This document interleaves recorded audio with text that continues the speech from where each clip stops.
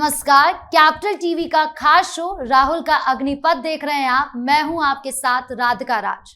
महिला आरक्षण बिल पर संसद के विशेष सत्र में बिल पेश होने से लेकर चर्चा के दौरान राहुल गांधी की कई बार बेइज्जती हुई। राहुल गांधी ने इस दौरान सरकार पर बड़ा आरोप भी लगाया। उन्होंने कहा कि सरकार का महिला आरक्षण से कोई लेना देना नहीं है, ये परिसीमन और चुनावी क्षेत्रों में हेरफेर के जरिए सत्ता कब्जाने की कोशिश है। राहुल ने इसे पावर ग्रैब बताया। तो आज इसी पर चर्चा करेंगे कि महिला आरक्षण बिल पर संसद में क्या हुआ और राहुल गांधी की बेइज्जती कैसे हुई। चर्चा करने के लिए मेरे साथ स्टूडियो में मौजूद है कैपिटल टीवी के executive editor Rajiv Kumar. Sir, आपका बहुत बहुत स्वागत है। धन्यवाद। सर, संसद के अंदर आज राहुल गांधी की कैसे बेइज्जती हुई? देखिए, राहुल गांधी हैं, उनकी बेइज्जती हर मंच पर भी होगी क्योंकि उनके तरीके ऐसे हैं। सहयोगी पार्टियों के साथ बातचीत करने का तरीका, सरकार के साथ बातचीत संवाद करने का तरीका और फिर अपनी पार्टी के अंदर व्यवस्था रखने का तरीका, ये सारे उनके तरीके ऐसे हैं जिसके कारण हर मंच पर उनकी बेइज्जती ही होनी है।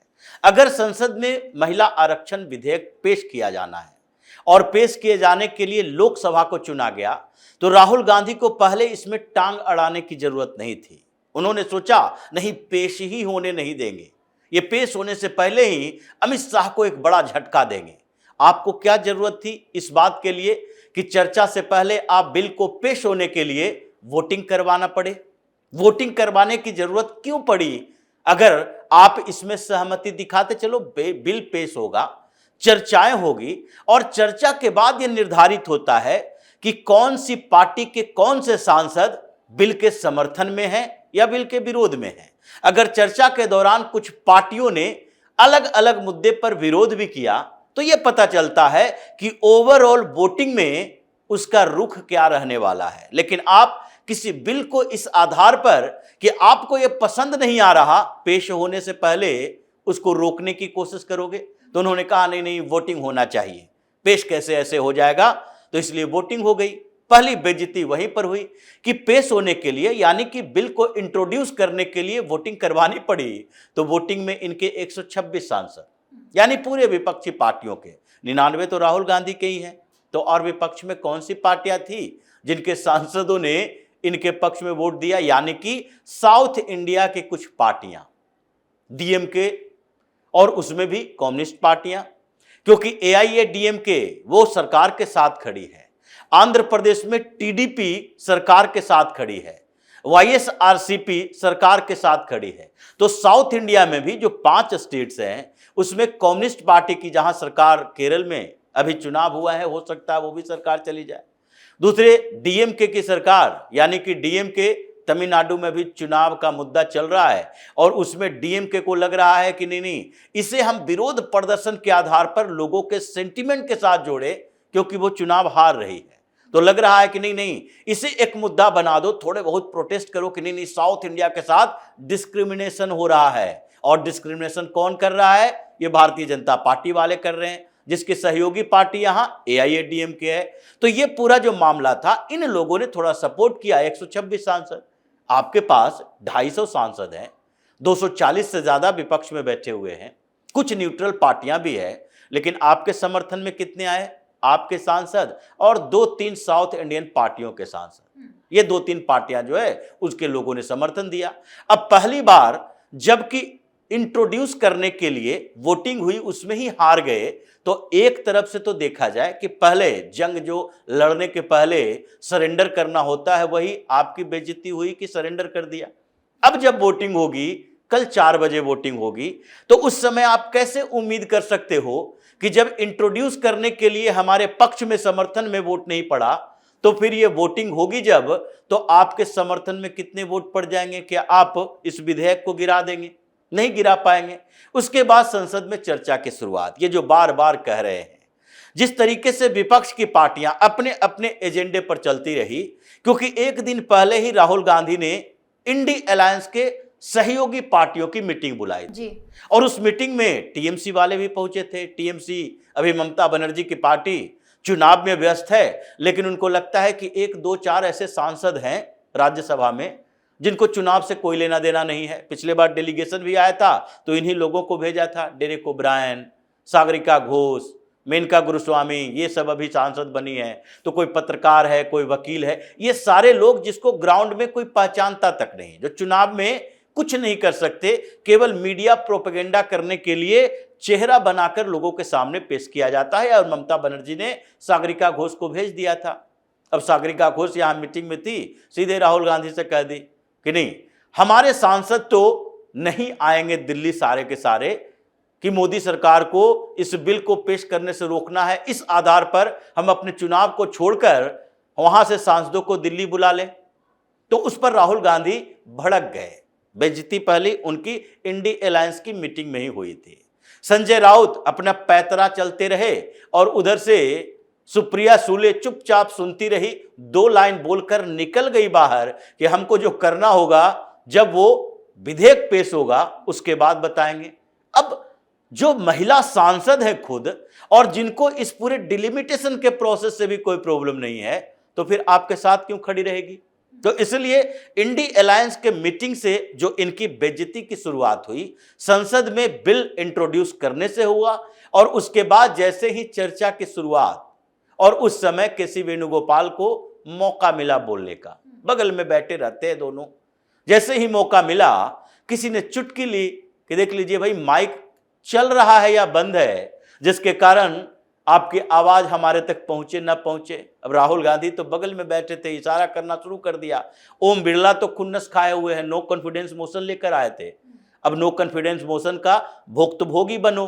ओम बिरला वही चेयर पर बैठे रहेंगे, राहुल गांधी वही चेयर पर नीचे बैठे रहेंगे।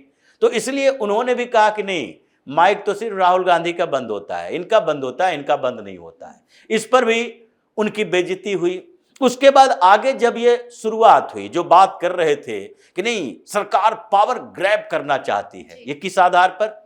क्या डिलिमिटेशन हो जाएगा, सीटों की संख्या बढ़ जाएगी, तो सरकार उन क्षेत्रों में जाकर लोगों से जबरदस्ती वोट दिलवा देगी? अभी क्या, जब डिलिमिटेशन के पहले से अभी 543 सांसद का चुनाव होता है, तो उस समय क्या आप ऐसी स्थिति में भी मोदी के खिलाफ चुनाव लड़के आप उसे हरा रहे हो? क्या अभी पावर आपके पास है?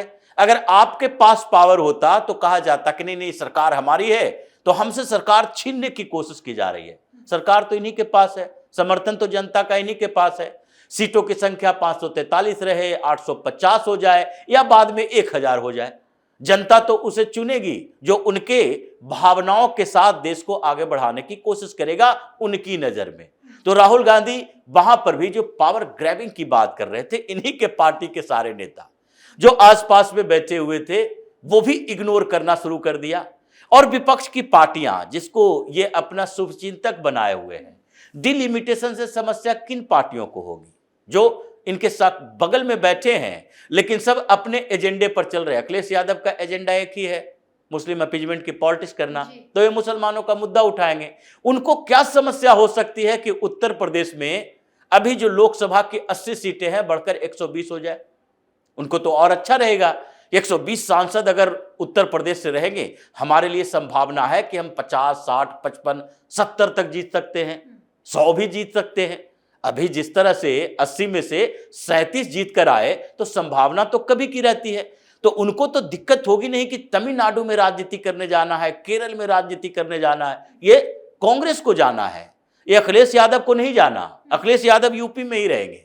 तो इसलिए यूपी के अगर सीटों की संख्या बढ़ रही है डिलिमिटेशन के बाद, तो अखिलेश को क्यों परेशान होना चाहिए?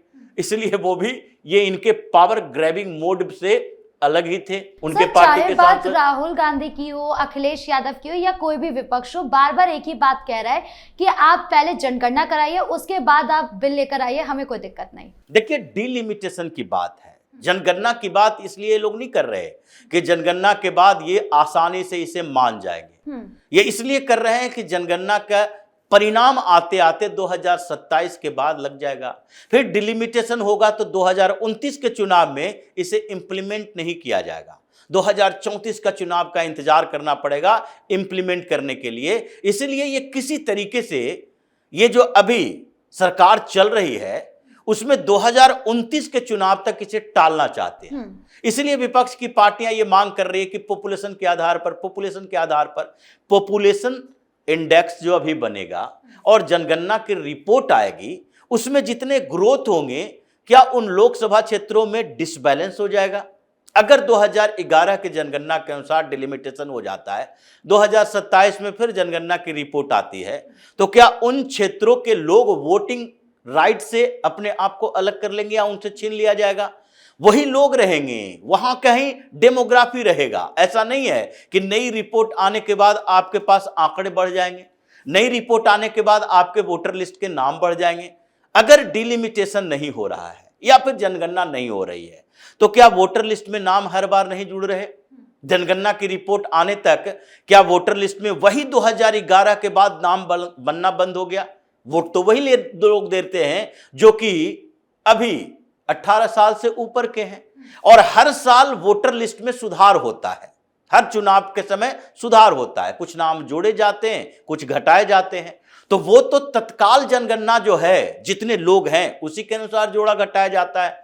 तो जो चुनाव वोटर लिस्ट के आधार पर होने हैं, उसमें जनगणना के रिपोर्ट आने तक इंतजार क्यों किया जाए? अभी वोटर लिस्ट है, हर क्षेत्र का वोटर लिस्ट है, और चुनाव आयोग के पास आंकड़े हैं कि हाँ भाई, पश्चिम बंगाल में अगर 6.5 करोड़ वोटर है, तो 6.5 करोड़ वोटर में किस जिले में कितने करोड़ वोटर हैं, कितने लाख हैं, किस लोकसभा सीट पर कितने लाख वोटर हैं, इसका भी हिसाब होता है। ये हर लोकसभा चुनाव के समय बताया जाता है कि हाँ, ये देखो 25 लाख वोटर हैं जो गाजियाबाद में वोट दे रहे हैं। एक लोकसभा के लिए 25 लाख 30 लाख वोटर हैं, जो लगभग माना जाता था कि 5000 अगर वोटर है तो उस पर एक मुखिया सरपंच यानी पंचायत लेवल का चुनाव होगा। उसके बाद 1.5 लाख से के करीब एक विधानसभा का चुनाव होगा, और 7 से 8 विधानसभा क्षेत्र होती है। तो यानी कि 10 लाख के पॉपुलेशन पर एक लोकसभा क्षेत्र होगा। लेकिन ये डिसबैलेंस हो गया है। उसको प्रतिनिधियों की संख्या बढ़ाने का मतलब है लोगों का प्रतिनिधित्व करने वाले लोगों तक पहुंच बढ़ाना। तो इसलिए ये डिलिमिटेशन से इनको इस बात के लिए परेशानी नहीं कि अगले जनसंख्या की रिपोर्ट आ जाएगी तो उसके बाद डिलिमिटेशन करना है। ये केवल और केवल अड़ंगा लगाने की कोशिश है कि नहीं, 2029 में जो हम लोगों ने सेटिंग गेटिंग की है उसी के आधार पर चुनाव हो। अगर बिखराव हो गया, जैसे एसआईआर से डरे थे, वो बिखराव हो गया, डिलिमिटेशन हो गया, तो उसके बाद ये जो अलग अलग क्षेत्रों में हमने पहले से बनाकर रखे थे, ये कांग्रेस के समय में खूब हुआ है। डिलिमिटेशन के समय ये लोग देखा करते थे कि हाँ, ये मुस्लिम आबादी वाला क्षेत्र है, इस लोकसभा क्षेत्र में आता है। ये 2, 4, 10 गांव जो है ये भी मुस्लिम आबादी वाला है, लेकिन दूसरे लोकसभा क्षेत्र में आ रहा है। तो डिलिमिटेशन के समय वो 8-10 गांव है, वो सारे के सारे एक ही लोकसभा क्षेत्र में कर दो, जिससे कि फायदा ये होगा कि उस क्षेत्र में मुसलमानों का पॉपुलेशन 10% और बढ़ जाएगा। तो जब 10% बढ़ गया तो आपका 10% वोटिंग आधार बढ़ गया।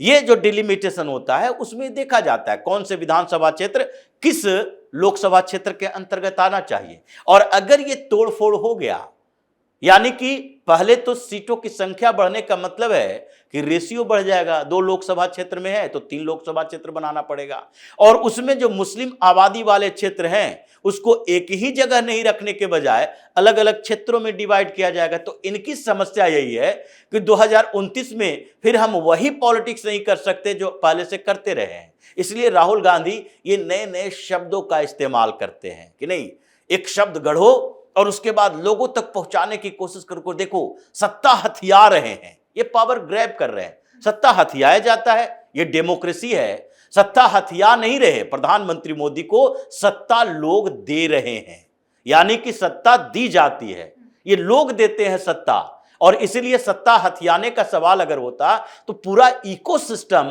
तो कांग्रेस के पास है। अभी भी सरकार भले ही भारतीय जनता पार्टी एनडीए के हो, लेकिन सिस्टम में अभी भी कांग्रेस की दखलंदाजी सबसे ज्यादा है। अभी वो पूरे सिस्टम को तोड़ नहीं पाई है मोदी की सरकार भी। तो ऐसी स्थिति में अगर सत्ता हथियाना होता तो सिस्टम का इस्तेमाल करके राहुल गांधी कब के हथियार चुके होते। लेकिन सत्ता हथियाई जा ही नहीं सकती। यहां डेमोक्रेसी है, लोग आपको अपनी कमान देते हैं, अपना प्रतिनिधि चुन कर भेजते हैं। इसलिए ये राहुल गांधी संसद के अंदर प्रधानमंत्री मोदी के भाषण तक ये टिक नहीं पाएंगे।